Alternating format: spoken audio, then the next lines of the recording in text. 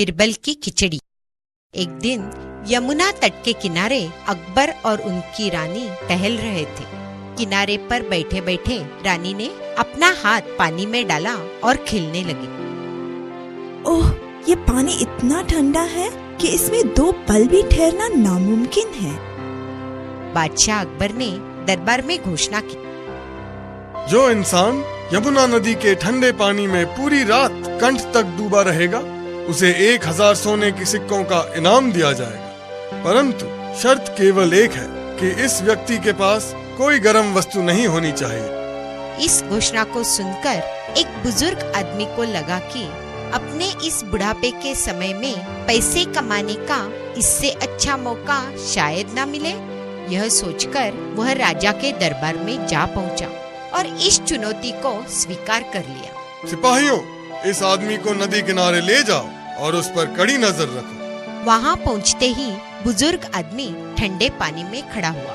यह पानी तो बहुत ठंडा है, लेकिन मुझे अपने मन को पक्का करना चाहिए। जैसे रात बीतती गई वैसे पानी और भी ठंडा होता गया।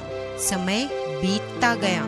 बुजुर्ग आदमी ने अपना ध्यान ठंडे पानी से हटाने के लिए राजा द्वारा दिए जाने वाले हजारों सोने के सिक्कों में लगा दिया। आखिर सूरज की किरणें पड़ी और सुबह हो गई। सुबह होते ही सिपाही उसे राजा के दरबार में ले गए। बहुत खूब, शाबाश, ये लो तुम्हारा इनाम। सिपाहियों, मुझे एक बात बताओ, पूरी रात वह पानी में कैसे खड़ा रहा? जहाँपना, पूरा समय वो महल की रोशनी को देखता रहा। एक दरबारी जताना चाहता था कि वह बहुत ही चतुर और होशियार है। बुजुर्ग इंसान, तुम झूठ बोल रहे हो। तुमने हमें धोखा दिया है। ठंड से बचने के लिए महल की रोशनी की गर्मी का तुमने सहारा लिया है। जहाँपना, ये इस पुरस्कार के योग्य नहीं है। बादशाह अकबर ने बिना पुरस्कार दिए इस बुजुर्ग आदमी को जाने का आदेश दिया।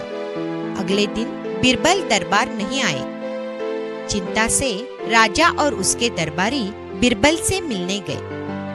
बीरबल, तुम आज दरबार में क्यों नहीं आए? जहाँपना, मैं खिचड़ी पका रहा था। खिचड़ी पकाने के लिए सारा दिन तो नहीं लगता। जहाँपना, मुझे यह नहीं समझ आ रहा कि खिचड़ी क्यों नहीं पक रही है। चलो देखते हैं। जैसे ही सब रसोई घर पहुँचे, उन्होंने देखा मटका आग से 7 फुट ऊपर टंगा हुआ था।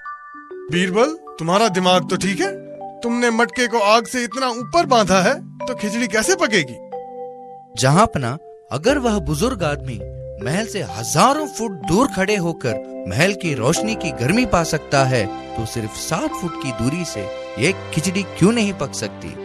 यह सुनकर बादशाह अकबर को एहसास हुआ कि उन्होंने बुजुर्ग आदमी के साथ बड़ी नाइंसाफी की और वही उस पुरस्कार का असली हकदार है। उन्होंने उसे दरबार में बुलाकर 1000 सोने के सिक्कों का पुरस्कार दिया, जिसका उन्होंने उससे वादा किया था।